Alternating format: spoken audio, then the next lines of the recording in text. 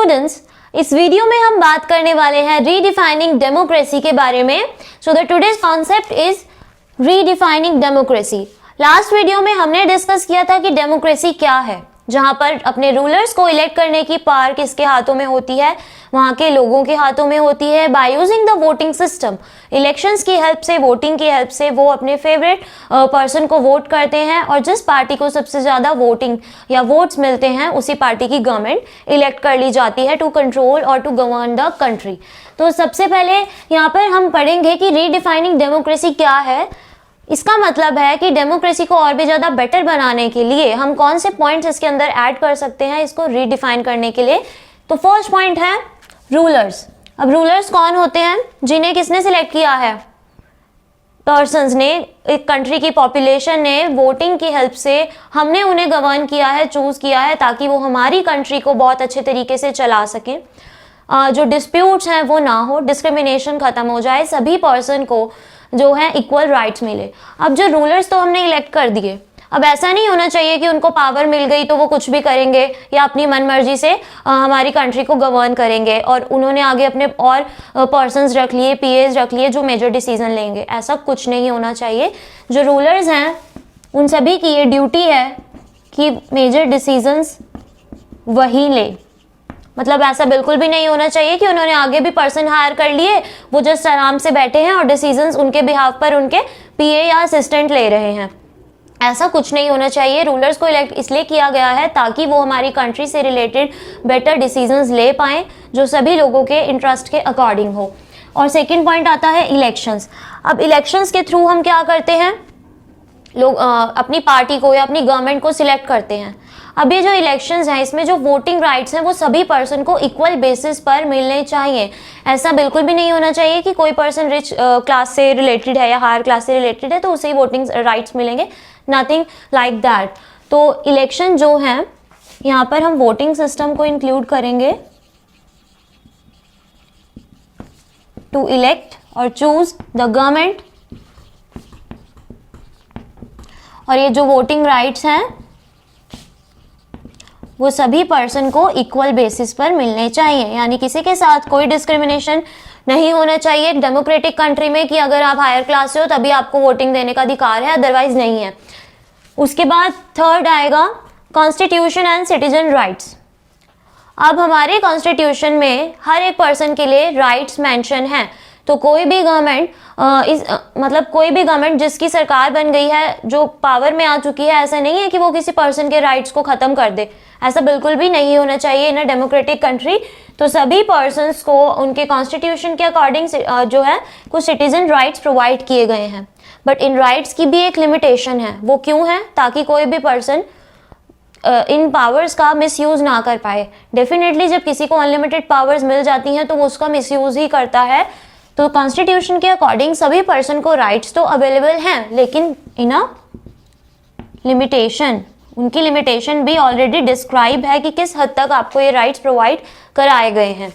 उसके बाद है पॉलिटिकल, सोशल, इकोनॉमिकल राइट्स। अब ये तीनों राइट्स को समझते हैं क्या है। पॉलिटिकल का मतलब है कि हम अपनी मर्जी से, हमारी नॉलेज के अकॉर्डिंग, हमारे माइंडसेट के अकॉर्डिंग हमें जो अच्छा लगेगा, हमें पूरा राइट है कि हम उसी पर्सन को वोट दें। कोई भी थर्ड पर्सन हमें प्रेशराइज नहीं कर सकता कि हमें उसे ही वोट देना है। तो हमारे अकॉर्डिंग हमें पूरी फ्रीडम है कि हम जिसे वोट देना चाहते हैं, जिस रूलर को पावर में लाना चाहते हैं उसे ला सकते हैं। कोई भी थर्ड पर्सन आकर हमारे ऊपर प्रेशर या एनफोर्स नहीं कर सकता कि हमें उस पर्टिकुलर पर्सन को ही वोट देना है। तो ये आ गया हमारा पॉलिटिकल राइट। उसके बाद आते हैं सोशल राइट। सोशल राइट के अंदर हम राइट्स इंक्लूड करते हैं राइट टू स्पीक और किसी भी रिलीजन को फॉलो करने की जो राइट है वो। इस तरीके के राइट्स जो है सोशल राइट्स के अंदर आते हैं, लाइक राइट टू स्पीच,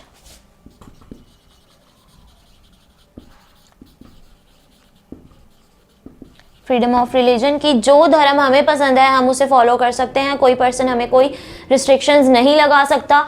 और हमें बिल्कुल बोलने का अधिकार है, राइट टू स्पीच। इस तरह के जितने भी राइट्स गवर्नमेंट ने कॉन्स्टिट्यूशन ने हमें दिए हैं वो सोशल राइट्स के अंदर आते हैं।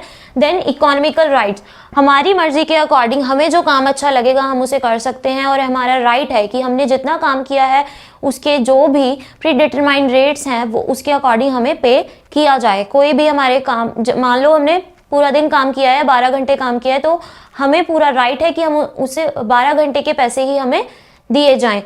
तो ये सारे आते हैं इकोनॉमिकल राइट्स की, right to work as per our choice.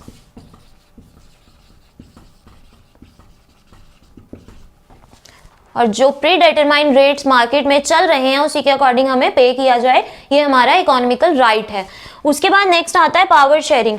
अब पावर शेयरिंग, हमारी जो कंट्री है डिसेंट्रलाइज्ड पावर है, वहाँ पर सेंट्रलाइज्ड पावर का मतलब कि जो गवर्नमेंट है उसकी पावर्स हैं सिर्फ एक ही लेवल तक लिमिटेड होती हैं।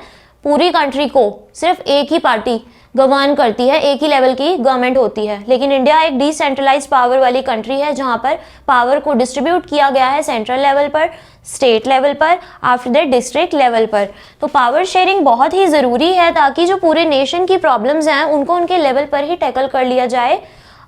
इसका एक बेनिफिट क्या है कि जिन प्रॉब्लम्स को हम मतलब जब वो स्टार्ट हुई और बिगिनिंग में ही उनको टैकल कर लिया गया तो वो एक मेजर प्रॉब्लम नहीं बनेंगी, जिसकी वजह से पूरे नेशन में डिस्प्यूट होने के जो चांसेस हैं वो कम हो जाएंगे। तो पावर शेयरिंग होने की वजह से पूरे नेशन में एक बैलेंस और पीसफुल एनवायरनमेंट बना रहता है। अब ये पावर शेयरिंग किन किन के बीच में हुई है? Central government, state government and district level पर। उसके बाद आते हैं मेजॉरिटी इक्वल टू माइनॉरिटी। और एक डेमोक्रेटिक कंट्री में जो मेजॉरिटी पर्सन्स हैं और माइनॉरिटी पर्सन्स हैं उनके बीच में डिस्क्रिमिनेशन नहीं होना चाहिए।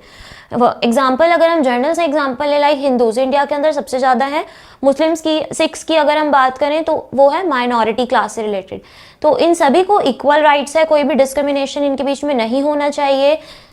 यहाँ पर डेमोक्रेटिक कंट्री के अंदर सभी को इक्वल बेसिस पर सभी राइट्स प्रोवाइड कराए गए हैं। After that caste, religion and gender.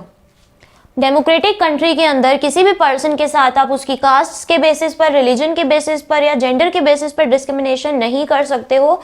ये एक बहुत ही बुरी बात है। हालांकि इन डिस्क्रिमिनेशंस को, डिफरेंसेस को हम कम नहीं कर सकते, ख़त्म नहीं कर सकते, लेकिन अगर लोगों के माइंडसेट्स चेंज किए जाएं, उन्हें प्रॉपर अवेयरनेस प्रोवाइड कराई जाए तो डेफिनेटली इस प्रॉब्लम को काफ़ी हद तक हम कम कर सकते हैं। तो ये कुछ पॉइंट्स हैं, अगर हम इन्हें प्रॉपरली फॉलो करते हैं तो डेफिनेटली हमारी जो कंट्री है हम उसे एक बेटर डेमोक्रेटिक कंट्री प्रूव कर सकते हैं। तो इस वीडियो में हमने पढ़ा कि कौन कौन से पॉइंट्स हैं जिन्हें अगर हम अपनी डेमोक्रेसी के साथ ऐड कर दें तो उसे हम रीडिफाइन या बेटर बना सकते हैं। So this was all about the today's video, and don't forget to register yourself at our portal abhyasonline.in.